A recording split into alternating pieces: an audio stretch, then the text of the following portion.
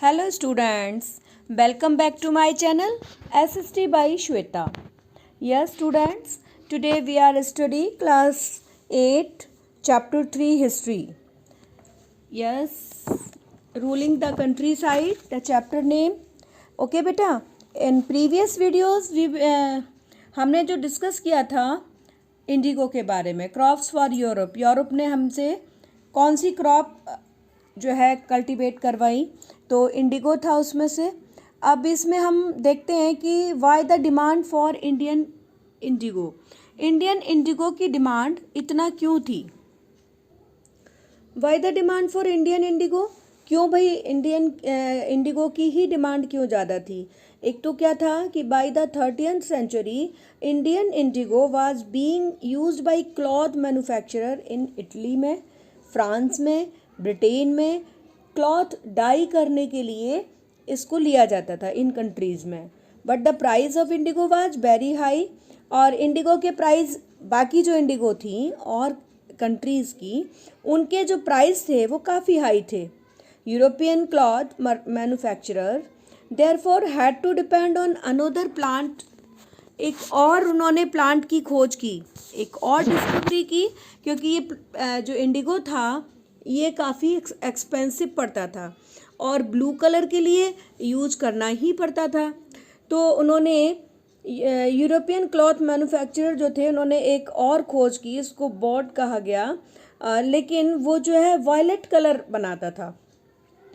And blue dyes which were pale and dull, और उससे क्या होता था, ब्लू अगर बनाना चाहते थे उससे तो वो जो है थोड़ा येलोइश कलर में बनता था, यानी कि पेल कलर बन जाता था और डल बनता था। तो एक तो ये रीज़न हो गए जो इंडियन इंडिगो की डिमांड क्यों ज़्यादा थी। ठीक है, therefore cloth dyers however preferred indigo as a dye, तो एज ए डाई वो प्रेफर करते थे कि इंडिगो ही लिया जाए। The French began cultivating indigo in Saint Domingue in the Caribbean island में उन्होंने उगाना शुरू कर दिया। ठीक है, द पुर्तगीज़ ने ब्राज़ील में, इंग्लिश ने जैमिका में एंड द स्पेनिश ने वेनेजुएला में, सब ने अपना अपना जगह पर इंडिगो को कल्टीवेट करना शुरू कर दिया। 1783 में एंड 1789 में the production of Indigo in the world fail by half. जो प्रोडक्शन था इंडिगो का वो लगभग आधा हो गया, मतलब गिर गया, कम हो गया। Cloth dyers in Britain started looking for new sources of Indigo supply. अब जो ब्रिटेन के जो मैन्युफैक्चरर थे उन्होंने न्यू सोर्स ऑफ इंडिगो जो है सप्लाई का न्यू सोर्स ऑफ इंडिगो वो उन्होंने सर्च करना शुरू कर दिया। अब चूँकि हम उनके कॉलोनी थे तो उन पर हम पर तो उनका पूरा हक था, और उनको तो सोर्स पता ही था ब्रिटेन को कि इंडिया की जो सॉइल है वो कितना अच्छे से उसको वो ग्रो कराती है। तो एक रीज़न ये हो गया कि इंडिगो की जो डिमांड बढ़ रही थी, तो इस वजह से ब्रिटेन जो था, अब यहाँ हम देखते हैं कि Britain turns to India. Britain तो इंडिया की तरफ टर्न हो गया। बाकी लोगों ने अपनी अपनी जगह ग्रो करना शुरू कर दिया, लेकिन ब्रिटेन को तो यहाँ पर पका हुआ माल मिल ही रहा था, तो वो तो टर्न हो गया अपने इंडिया की तरफ। तो यहाँ पर कंपनी ने looked for ways to expand the area under indigo cultivation. अब अपने सर्वे में उन्होंने इंडिगो कल्टीवेशन का जो एरिया था वो देखना शुरू कर दिया। By 1810 95% of the indigo imported into Britain was from India.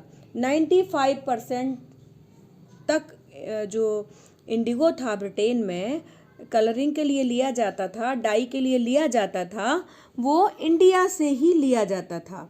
यानी कि ब्रिटेन के लिए जो मेन सोर्स ऑफ इसका डाई कलर का था वो था India. Many company of officials left their jobs and numerous Scotsmen and Englishmen came to India and become planters attracted by the prospect of high profits. अब क्योंकि पूरे world में India का ही जो इंडिगो था वो बहुत अच्छे रेट पर जा रहा था, बहुत ज़्यादा इसकी डिमांड थी, तो क्या होता है अब सबको धीरे धीरे पता चलता है कि भाई इंडिया में बहुत अच्छा है, यहाँ की सॉइल जो बहुत अच्छे से पकड़ती है, इसको बहुत अच्छे से ग्रो होता है यहाँ पर। तो बहुत सारे जो ऑफिशियल्स थे, जो स्कॉट्स थे, इंग्लिशमैन थे, उन्होंने सब ने क्या किया, इंडिया में आ गए, अपना जॉब भी छोड़ दिया और वहाँ यहाँ आकर के प्लांटर बन गए, प्लांटेशन करना शुरू कर दिया उन्होंने जॉब छोड़ करके, क्योंकि इसमें उनको बहुत ज़्यादा प्रॉफिट हो रहा था। ये जो है, क्योंकि इसके जो हाई प्रॉफिट जो था वो उनको अट्रैक्ट कर रहा था, यानी कि उन्होंने जॉब छोड़ करके यहाँ आकर के ये प्लांटेशन करना स्टार्ट कर दिया। इतनी डिमांड हो गई इंडिगो की। How was indigo cultivated? अब हमारा मेन वो जो आता है, हम आपके पेज नंबर 32 पर हैं। How was indigo cultivated? Indigo उगाया कैसे जाता था? तो there was 2 main systems of Indigo cultivation, एक तो निज एंड रैयती।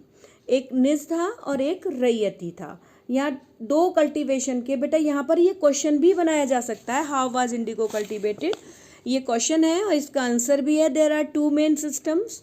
ओके, तो आप यहाँ पर साथ के साथ क्वेश्चन भी फॉर्म करते जाइए, और मैं आपको स्टडी के साथ साथ नोट्स भी ये प्रोवाइड करा रही हूँ। इसमें नोट्स भी आप बना सकते हैं, आपको स्टडी मटेरियल, राइटिंग मटेरियल दोनों मेरे वीडियो में मिलते हैं आपको, ठीक है।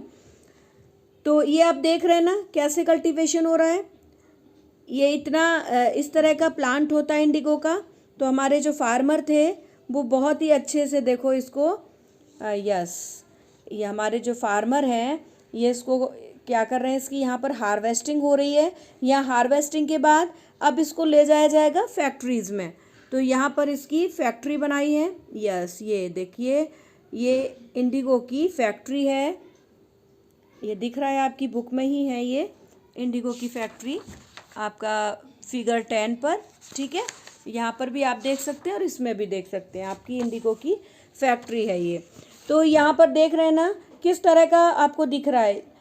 अब यहाँ पर ये दिखाया जाएगा, बताया जाएगा आगे कि आपको फैक्ट्री भी दिखी और हार्वेस्टिंग भी दिखी, कैसे इसकी कटिंग हो रही है।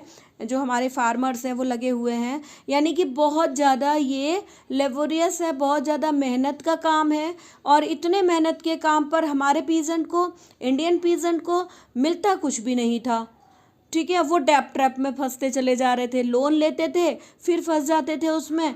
और जो इंडिगो है वो क्यों भी नहीं उगाना चाहते थे, क्योंकि इंडिगो जो है वो हमारे सॉइल की फर्टिलिटी को कम करता था। तो और वो राइस, जो राइस वाले ग्रोन एरिया थे, राइस ग्रोन एरिया, उसमें भी इंडिगो ही उन्हें करना पड़ता था। तो ये सारे रीजन थे, ठीक है। अभी यस, आगे आते हैं हम।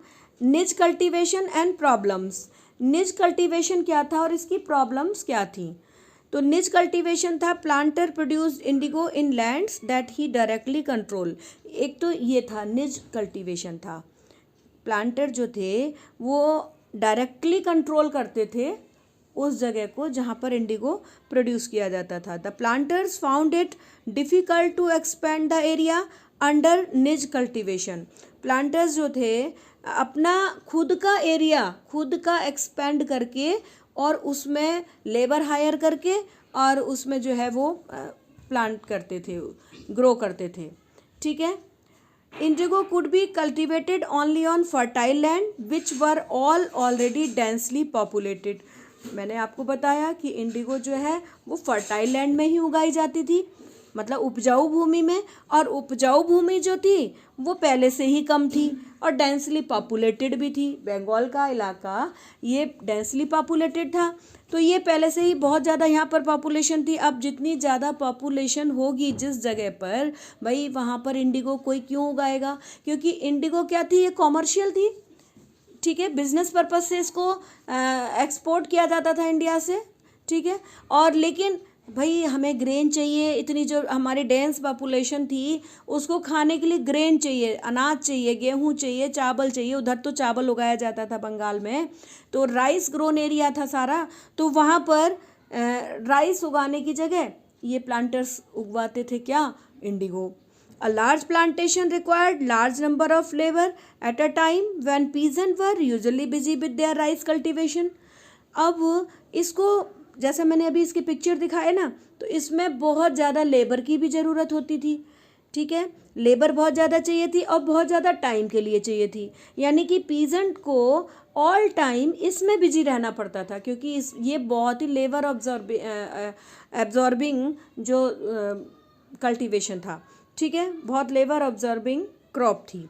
तो यहाँ पर जो हमारे जो पीजेंट थे वो राइस की तरफ ध्यान ही नहीं दे पा रहे थे। भाई राइस नहीं उगेगा बंगाल में तो वहाँ खाएंगे क्या, इंडिगो तो खाया नहीं जाएगा, ये तो कमर्शियल प्लांट है। तो इस तरह से ये थी इनकी problem. It also required many plough and bullocks, इसमें बहुत सारे प्लो की ज़रूरत थी, बहुत सारे हल लगाने पड़ते थे प्लोइंग के लिए, बुल्क लगाने पड़ते थे, क्योंकि उस टाइम वो ट्रैक्टर वगैरह ये न्यू टेक्नोलॉजी तो थी नहीं, तो वही प्लोइंग जो होती थी बुल्क से होती थी। Till the late 19th century, planters were therefore reluctant to expand the area under निज cultivation। और 19th century तक प्लांटर्स जो थे वो रिलक्टेंट टू एक्सपेंड, अपना एरिया एक्सपेंड करना चाहते थे निज कल्टीवेशन का। निज मीन्स यहाँ कह सकते हैं कि प्राइवेट कल्टीवेशन का, अपना अपना जो कल्टीवेशन कर रहे थे उसका एरिया करना चाहते थे एक्सपेंड। ये आपको समझ आ गया कि कैसे इंडिगो प्लांट किया जाता था, ठीक है। एक तो निज कल्टीवेशन आपने सबने समझ लिया। अब यहाँ पर दूसरा जो वो था वो Indigo on the land of रैयत, रैयत की लैंड पर।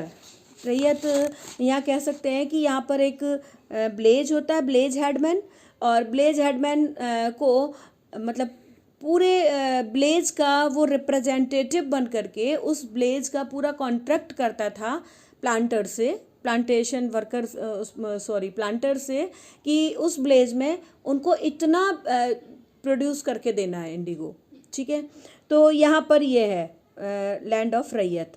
Under the raiyati system the planters pressurized the blaze headman to sign the contract on behalf of the रैयत, रैयत के बिहाफ पर, यानी कि एज ए रिप्रेजेंटेटिव उनको ब्लेज हेडमैन को ये साइन करना पड़ता था। Those who sign the contract got cash advance from the planters at low rate of interest to produce indigo, और जो उस पर साइन कर देते थे वो क्या उनको होता था कि कॉन्ट्रैक्ट साइन करने के बाद उनको एडवांस में उनको दे दिया जाता था,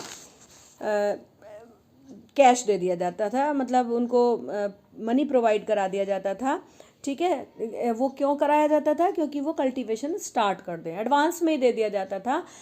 हालांकि वो इसकी क्रॉप हार्वेस्टिंग के बाद देना होता, लेकिन वो पहले से इसलिए देते थे ताकि वो अच्छे से उसको सिस्टमेटिक वे में उसको कर सकते हैं, ठीक। But the ryot too had to cultivate indigo on at least 25% of the area under his holding, लेकिन रैयत क्या करते थे कि अपनी होल्डिंग का 25% एरिया पर वो ग्रो कर पा रहे थे।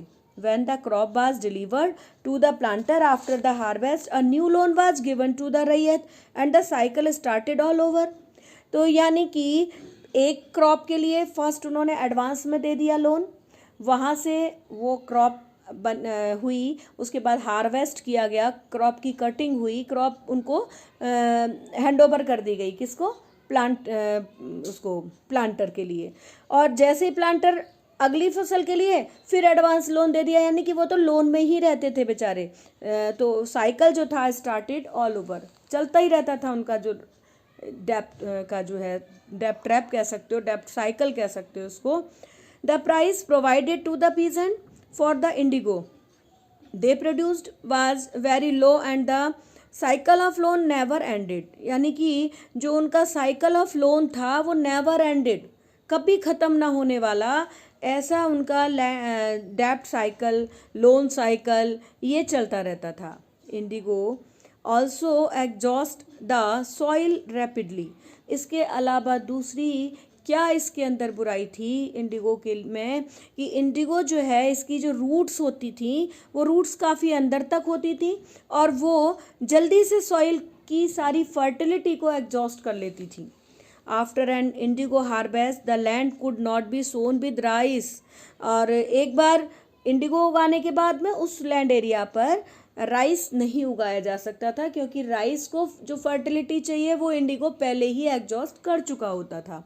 ठीक है। राइस एक छोटा प्लांट और उसकी जो रूट्स हैं वो ज़्यादा अंदर नहीं जाती थी और ये अंदर तक से उसकी फर्टिलिटी को ड्रेन कर लेता था, एग्जॉस्ट कर लेता था। तो ये प्रॉब्लम थी इसमें।